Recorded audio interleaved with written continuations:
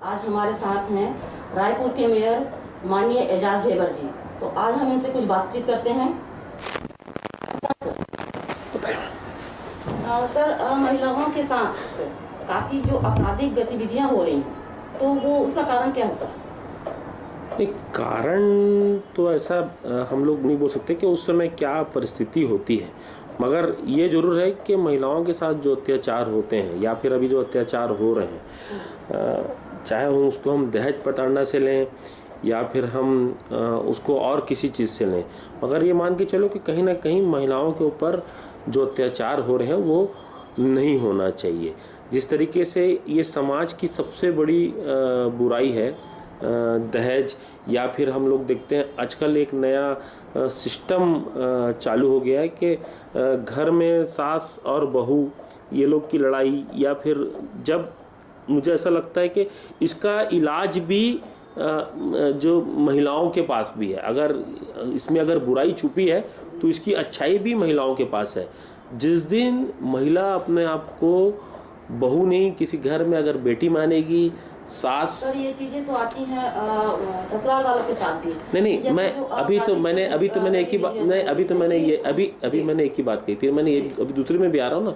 जिस दिन सास भी अपने आप को बोलेगी कि मैं अपनी माँ का रूप लेगी और वो ये भी सोचेगी कि मेरी भी घर में बेटी है। अगर मैं आज किसी बेटी के साथ गलत करती हूँ तो कल मेरे भी परिवार में मेरे साथ, मेरी बेटी के साथ भी क्या होगा, क्या ऐसा ही होगा जो आज मैं दूसरी की बेटी के साथ कर रहा हूँ। तो देखिए, समस्या है मगर उसका समाधान भी है।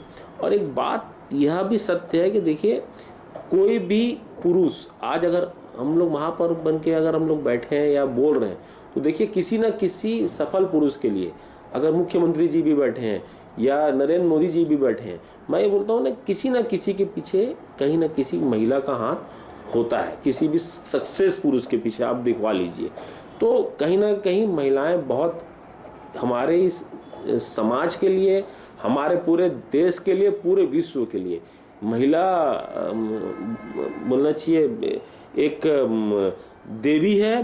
महिलाओं को हम लोग वैसे भी देवी के रूप में हम लोग महिलाओं को मानते हैं। आप देवी के रूप में, सर आप बोल रहे हैं महिलाएं देवी के रूप में हैं, पर उन देवियों के साथ जो अत्याचार, जो घटनाएं घट रही हैं, अभी हाल फिलहाल में देखा गया है, काफी बलात्कार, अपहरण, सारे जैसे केसेस आ रहे हैं, तो इनके लिए क्या करना चाहिए? क्या आपकी मत है सर? इसके लिए आपके सरकार को क्या करना चाहिए? कुछ एक्स्ट्रा कदम उठाने चाहिए? देखिए, महिलाओं को अगर आप पूजोगे तो वो दुर्गा है जी, और महिलाओं को अगर छेड़ोगे तो फिर वो काली है। तो जहाँ तक कि महिला एक हद तक ही ये सब चीज़ को वो बर्दाश्त करती है, मगर जब वो काली का रूप धारण करती है तो आप देखिए कि बहुत सारे, ऐसा नहीं है, मैं तो महिलाओं से भी आज के दिन ये कहूँगा कि जो अपराध अगर सह रही है तो अपराध करने वाला भी दोषी, मगर उससे बड़ा वो दोषी है जो अपराध को वो सह रहे हैं।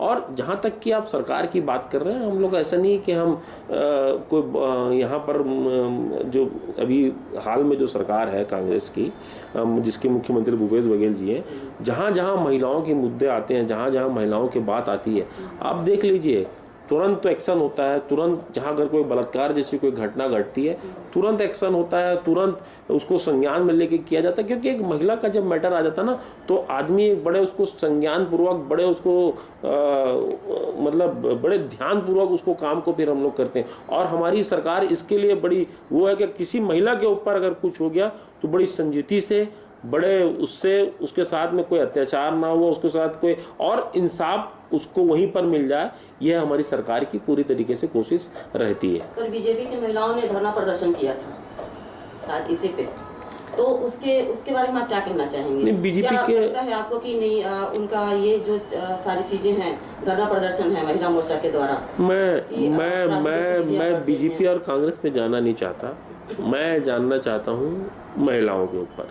मैं बोलता हूँ बीजेपी वाले की सरकार नहीं है तो बीजेपी वाले प्रदर्शन करते हैं, कांग्रेस सरकार नहीं रहती तो कांग्रेस वाले प्रदर्शन करते हैं, और हम लोग एक दूसरे पर आरोप प्रत्यारोप करते हैं। मगर वास्तविकता क्या है यह जानना बहुत जरूरी है। वास्तविक क्या है यह जानना जरूरी है।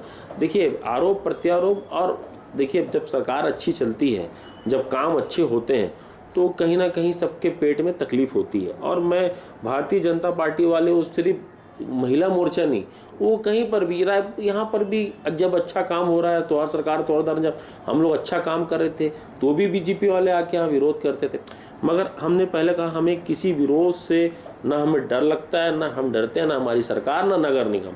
हम लोग जो हमारा काम है जनता के लिए, जनता को कैसे सीधा लाभ मिले, अगर किसी महिला के साथ अत्याचार हो गया तो कैसे उसको इंसाफ मिले, इस पे हम भरोसा करते हैं, ना कि कांग्रेस, ना कि आप ये कहते हैं कि ये राजनीतिक मुद्दे से हटा करके महिला सशक्तिकरण को हमको विशेष ध्यान देना चाहिए और ध्यान दे भी रहे हैं। हाँ, महिला किस तरीके से मजबूत हो, महिला कैसे सेल्फ डिफेंस हो सके, महिला किस तरीके से उसको सशक्तिकरण हो, महिला किस तरीके से अपने पैर पे बूते पे खड़े हो, महिलाओं को किस तरीके से रोजगार दिया जाए, महिलाओं को किस तरीके से उसको स्टेब्लिश बनाया जाए, इस पे सरकार ध्यान दे रही है, इस पे नगर निगम ध्यान दे रही है। ये धरना प्रदर्शन, ये इस पे कोई बहुत ज़्यादा हम लोग मायने नहीं रखते। सर आपका जो पिंक टॉयलेट का जो आया था कॉन्सेप्ट, तो वो सर कितना, मतलब रायपुर में कितना बनना था पिंक टॉयलेट? अभी बनना क्या था, बनना चालू है। अभी 4 ठोंग का काम चालू है, 5वां का काम चल रहा है बूढ़ा तालाब में, और जिसमें 2 ठोंग बन गए हैं, 2 ठोंग के काम निर्माणाधीन है, और 5वां भी मुझे ऐसा लगता है कि बहुत जल्दी बन जाएगा। टोटल शहर में 40-50 ठोंग बनने हैं।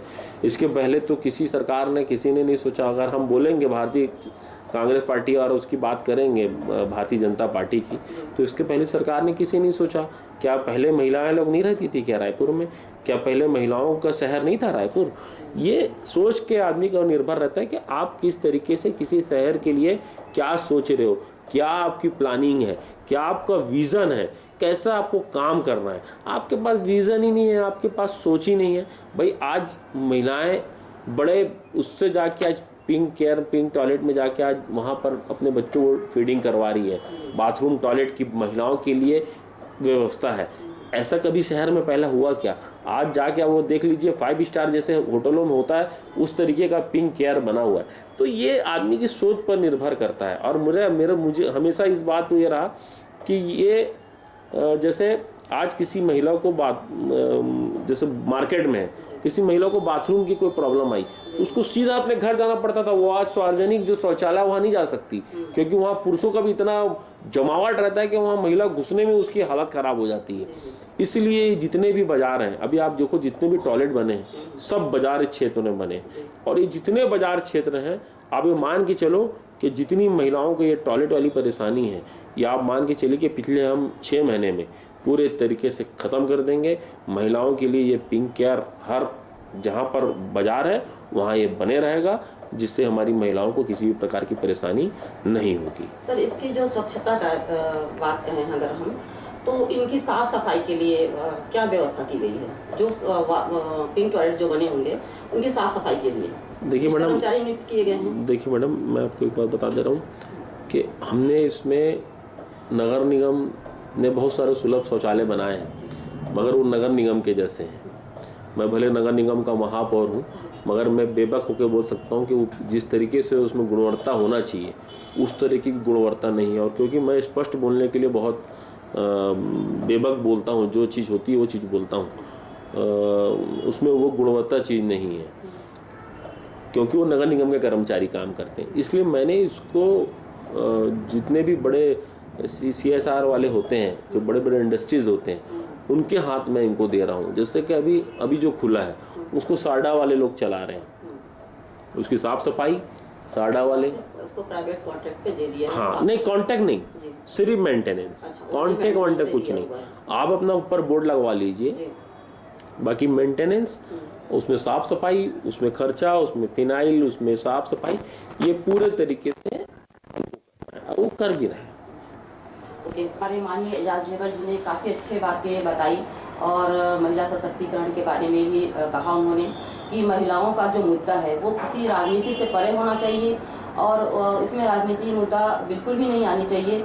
उन्होंने हमें पिंक टॉयलेट के बारे में भी काफ़ी अवगत कराया। तो हम आपसे इजाज़त लेते हैं। ममता सिंह राठौर के साथ बिहान छत्तीसगढ़।